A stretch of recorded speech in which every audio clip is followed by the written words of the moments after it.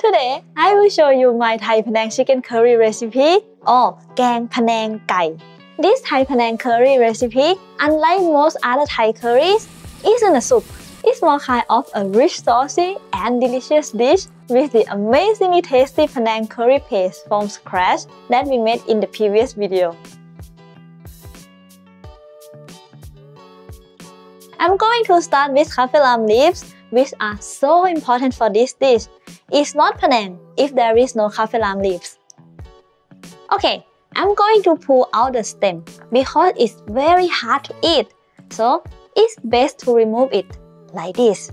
Then we are going to finely julienne it as fine as possible. I like to roll this up like a cigarette, and then we are going to really thinly slice it. If we take our time, we will have pretty ones. Now, we will put them in a small bowl and set them aside. We also need some slices of red chili that will of course make it spicier, and we will use it as our garnish as well. If you cannot handle too much spicy, you can use sliced red bell pepper instead. For the authentic Thai taste, it's best to use palm sugar rather than white sugar. I don't need to make the Penang curry paste today because I have done it in my previous video already. If you want to know how to make it at home from scratch, go check it out. For today's recipe, I'm using two different chicken parts, thigh and breast. The chicken thigh is my favorite because it has some fat and is juicy.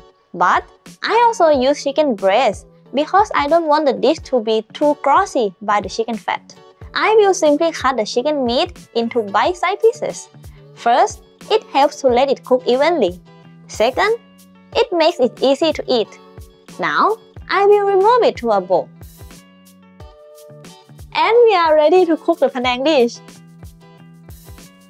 I'm going to start by reducing some coconut milk on medium heat.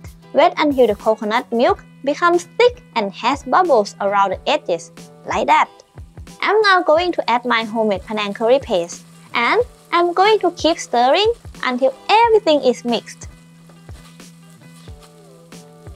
I will add some more coconut milk, and in the meantime, I keep stirring until the coconut oil separates from the curry paste. Can you see where I point? That's the coconut oil that's sizzling the paste. And now is the moment we can really smell the coconut milk with the curry paste. I will now add all the remaining coconut milk and the chicken meat. Stir to mix everything well. FYI, Penang is not as soupy as other curries. It's more like a thick and rich saucy curry. So, we don't want to add too much water, or we would end up having a too liquid curry, when what we want is to have a really concentrated curry dish. Now, I'm going to add fish sauce and palm sugar. All we need to do here is to let the chicken cook for about 10 minutes. Then, we are going to serve it in a plate or a bowl as per your liking. Can you see the dish consistency?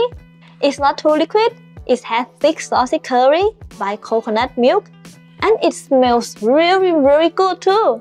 That you cannot see, but I hope you do trust me. Now the final touch, top it with sliced red chilies and finely julienne kaffir lam leaves.